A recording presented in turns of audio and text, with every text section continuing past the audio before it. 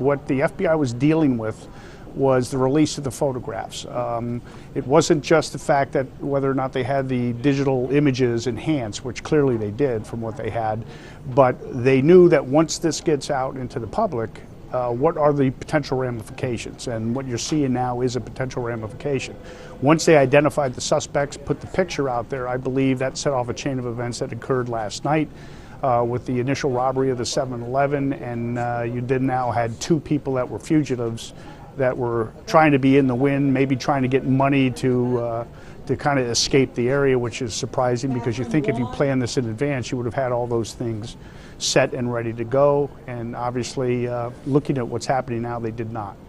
The concerns they're going to have now, too, is whether or not this is what we would call a suicide by cop issue.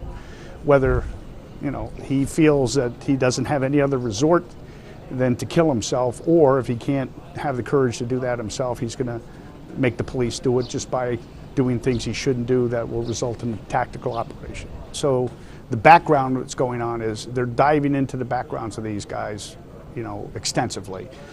It's led now to the identification of an uncle that lives in Montgomery County who is now being interviewed by the FBI and not being treated as a subject at this point, but they're trying to find more out as far as why they would do what they do, who their connections were.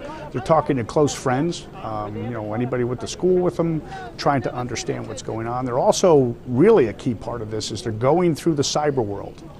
To try to find what they've ever done on the side, whether it be Facebook, what we call open source intelligence. The open source intelligence piece of this now is going to be critical to try to put together that profile, put together a timeline to help understand. So that's all being done, and there's interviews going on around the country with anybody that might have had some association with them in one way or the other.